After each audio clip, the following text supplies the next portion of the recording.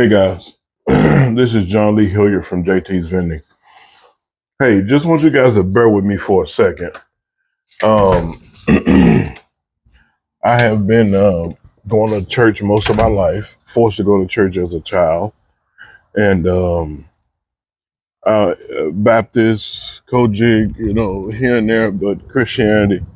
And I have been these last 2 years actually have been spending most of my time now reading the Bible. And my goal was to try to find out what the word actually said about wealth and prosperity and abundance. And um, what I found is that growing up all these years in church, I've never been to a church, any church, that has spoken clearly about prosperity. And it may just be me and the churches that I was going to. But I've never heard it clearly spoken about prosperity in general, or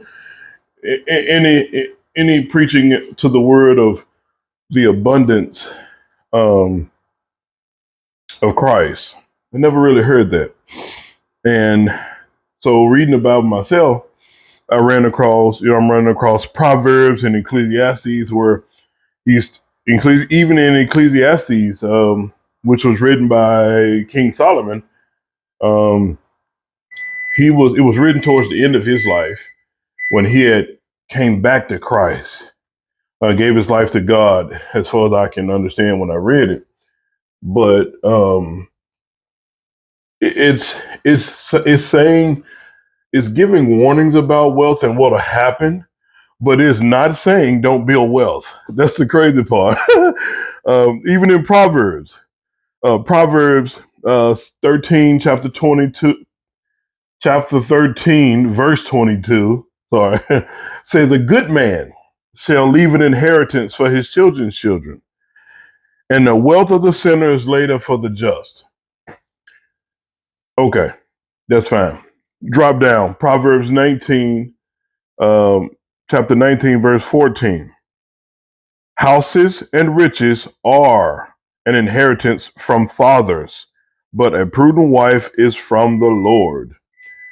So not only is it telling you in Proverbs, it's in every Bible.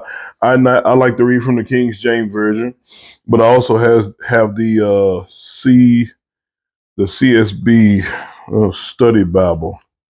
But I'm there's in Ecclesiastes, he tells you, he talks about in Ecclesiastes chapter 5 verse um verse 10. um the one who loves silver is never satisfied with silver, and whosoever loves wealth is never satisfied with income. This too is folly. And those are other warnings about wealth. And for myself as a Christian, and I'm reading this and I'm following, I'm understanding what God's word is saying. I got me a good study Bible. And from my understanding of just the biblical principles that I've read so far, it's not telling you not to have wealth. It's telling you what to be aware of if you succumb to only building wealth, only chasing silver and gold. And my biblical principles that I live off of are five biblical principles. Sorry about the writing on my hand. I was in my vending machine, but it's faith, family, friendships, finance, and fitness. Those five, those five are in this Bible. And with me running a business, serving God's other children, there's no desire in my heart to build wealth solely for myself. My purpose for building wealth is to leave an inheritance for my children's children. My purpose is to leave my children with something when I'm gone.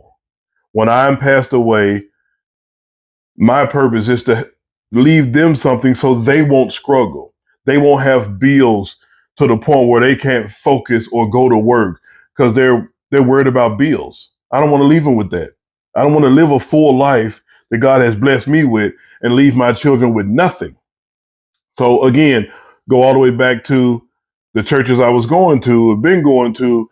I'm at Trinity Baptist right here on Court Trinity and Germantown Parkway. But I talk to my pastor all the time about this, and I know for a fact, that God doesn't call everyone to be rich and wealthy, but at the same time, if we serve the God of abundance, and my main prayer when I was going to church when I was younger, I always pray. They did altar call. They call you up to the altar and you pray. I always ask for, growing up poor, I always ask for, Lord, please bless my finances. Lord, please give me the health and strength to build wealth. That's what I always pray for. And I heard other people pray for finances and health and things like that. But then I'm spending all of my time sitting around, and in my mind I was going, okay, well, I prayed for it, so I'm gonna let it go and let God. I'm gonna let God handle it. When it came down to, but I'm broke. I'm living paycheck to paycheck. I'm struggling, and I don't understand the word because I hadn't at that time. I hadn't read the Bible for myself. So I heard a bunch of people preach out of the Bible, but I never focused on it because I couldn't understand it. And now I understand it very well. And wealth is not inherently bad or it's not inherently good. It's God gave us or wants us to live that life of abundance, and everybody is called to a different degree of abundance. But I guarantee you, the God I serve do not want me to suffer and struggle and toil and rob and steal and beg to try to make it day to day to pay my bills and to feed my kids. That's not the God. It's not the God I serve. So this video, man, is just me getting some of this stuff off my chest and what I'm actually reading. And um, so this is my study Bible that I use.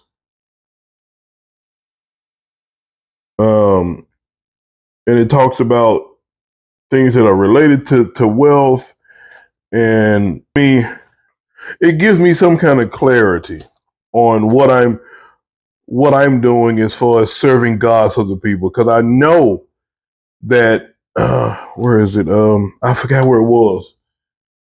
It's in Matthew, but I can't pinpoint it exactly.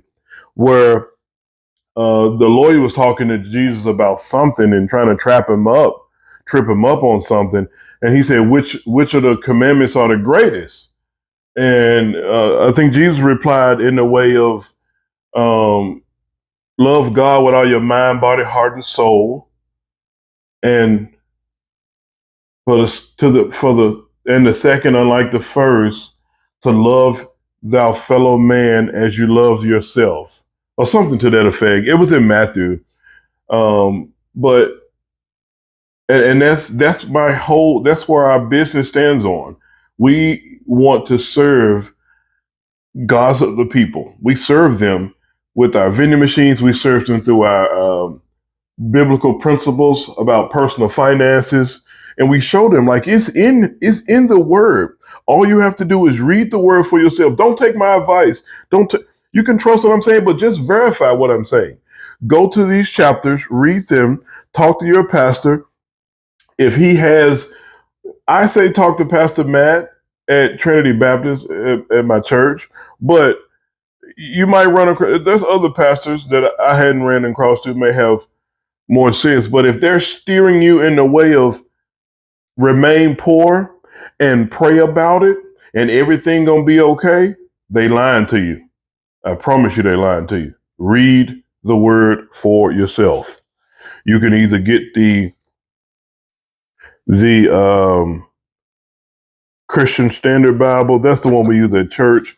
but I oftentimes take my old faithful right here, the King James version of the Bible, and of course I have my study Bible right here that I use. And just understand, man, this word is deeper than what any of us understand. I know, especially deeper than I understand. But my purpose was to understand that the God that I serve wants me to leave an inheritance for my children's children.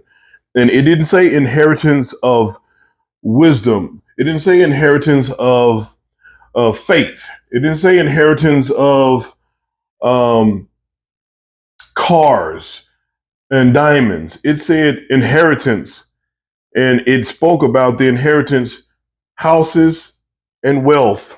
Hold on. Houses and riches are the inheritance from fathers. It's clear. So anyway, thank you guys for listening and watching it so far. Sorry to jump on here. That part was really bothering me because I couldn't understand like how most people believe that Christians should be poor. And the more poor, the more you struggle financially, the poorer you are, the more pious you are. And I truly know that that is a lie. That is wrong. But a lot of people believe it. And I'm a Christian, and I have Jesus is the sovereign ruler and king of my life. And I know that if I'm following his word, then I'm doing what's right. All I ask you to do is read for yourself.